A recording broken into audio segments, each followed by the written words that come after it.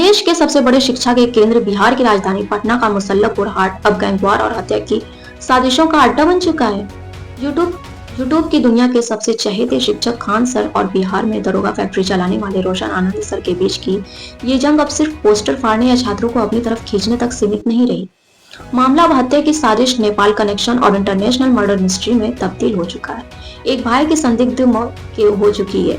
विपक्ष के बड़े नेता तेजस्वी यादव सीबीआई जांच की मांग कर रहे हैं और पटना के कोचिंग हब से 40% छात्र डर के मारे घर भाग चुके हैं। आज की इस स्पेशल रिपोर्ट में हम खोलेंगे इस पूरे विवाद की एक एक परत। 2 जून की वो हिंसक रात, नेपाल के होटल का वो रहस्यमय कमरा और जेल से बाहर आकर रोशन आनंद सर ने खान सर पर जो संगीन आरोप लगाए हैं उसकी पूरी इनसाइड स्टोरी वीडियो के अंत तक बने रही है, क्योंकि ये कहानी किसी बॉलीवुड थ्रिलर से कम नहीं है। इस कहानी की शुरुआत को समझने के लिए हमें चलना होगा पटना के मुसल्लमपुर हाट में, जो भारत में प्रतियोगी परीक्षाओं की तैयारी का मक्का मदीना माना जाता है। यहाँ 2 बड़े नाम हैं। एक तरफ है खान सर, जिनकी लोकप्रियता देश विदेश में है, जो लाखों बच्चों को ऑनलाइन और ऑफलाइन पढ़ाते हैं। दूसरी तरफ है रोशन आनंद सर, जिनकी ज्ञान बिंदु जीएस एकेडमी को बिहार में दरोगा सब इंस्पेक्टर बनाने की मशीन कहा जाता है। दोनों के बीच असल मुकाबला तब शुरू हुआ जब दोनों संस्थानों में सफल छात्रों का क्रेडिट लेने की होड़ मच गई।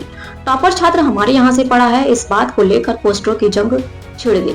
एक दूसरे के पोस्टर फाड़े जाने लगे, छात्रों के बीच गुटबाजी होने लगी। मुसल्लमपुर हाट के लोकल कोचिंग सेंटर्स में ये चर्चा आम थी कि वर्चस्व की ये लड़ाई किसी दिन बड़ा रूप लेगी, और वही हुआ। तारीख थी 2 जून 2026। रात के वक्त अचानक खान सर के कोचिंग सेंटर के बाहर भारी हंगामा शुरू हो जाता है। देखते ही देखते बात इतनी बढ़ जाती है कि दोनों तरफ से पत्थरबाजी होने लगती है। चश्मदीदों के मुताबिक माहौल को डराने के लिए हवाई फायरिंग भी की गई। इस घटना के बाद पटना पुलिस हरकत में आई। खान सर की तरफ से शिकायत दर्ज कराई गई, जिसमें सीधे तौर पर ज्ञान बिंदु के संचालक रोशन आनंद और उनके छोटे भाई प्रिंस यादव को नामजद आरोपी बनाया गया। पुलिस ने तुरंत कार्रवाई करते हुए रोशन आनंद को हिरासत में ले लिया और इन्हें जेल भेज दिया गया। पूरा पटना इस बात से हैरान था कि शिक्षा के मंदिर में गोलियां और पत्थर चल रहे हैं।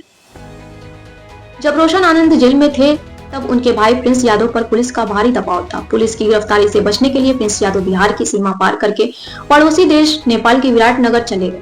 वे वहां के एक होटल में छिपे हुए थे, लेकिन कहानी में सबसे बड़ा और खौफनाक मोड़ आता है 14 जून 2026 को। नेपाल के उसी होटल के कमरे से प्रिंस यादव की बरामद होती है। शुरुआती रिपोर्ट्स में इसे संदिग्ध बताया गया, लेकिन जैसे ही यह खबर पटना पहुंची, हड़कंप मच गया। एक कोचिंग विवाद में किसी की जान चली जाएगी यह किसी ने नहीं सोचा था। जेल से जमानत पर बाहर आते ही रोशन आनंद टूट चुके थे। उनके भीतर अब सिर्फ दुख नहीं बल्कि भारी आक्रोश था। जेल से बाहर आने के बाद रोशन आनंद ने एक बेहद सनसनीखेज आरोप लगाया। उन्होंने मीडिया के सामने आकर कहा कि उनके भाई प्रिंस ने हत्या नहीं की, बल्कि उसकी हत्या की गई है, और इस हत्या की साजिश के पीछे उन्होंने सीधा नाम लिया खान सर और पटना के एक बड़े बिजनेसमैन RS प्रसाद का।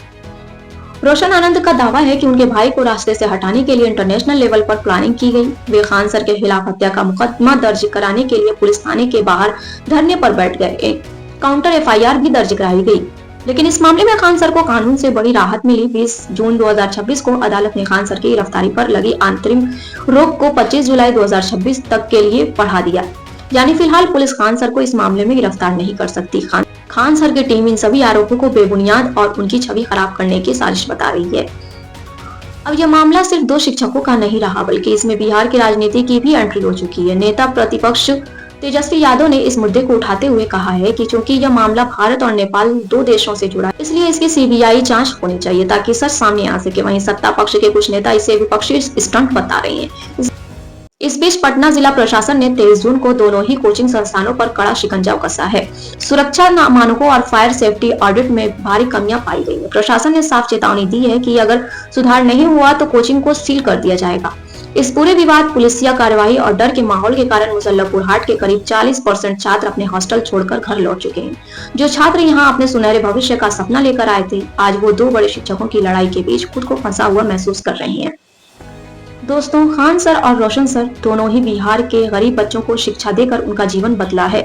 एक तरफ जहां खान सर की डिजिटल क्रांति की तारीफ होती है, वहीं रोशन सर को दरोगा फैक्ट्री के लिए सम्मान से देखा जाता है। लेकिन आज जो स्थिति पैदा हुई है उसने शिक्षा जगत को शर्मसार कर दिया। इस मामले का सच क्या है? क्या वाकई प्रिंस यादव की मौत के पीछे कोई बड़ी साजिश थी या फिर यह रोशन सर द्वारा लगाए जा रहे भावुक आरोप हैं? इसका फैसला तो अदालत और पुलिस जांच के बाद ही होगा। लेकिन एक बात तय है कि इस लड़ाई में सबसे बड़ा नुकसान उन मासूम छात्रों का हो रहा है जिनका भविष्य अधर में लटका है।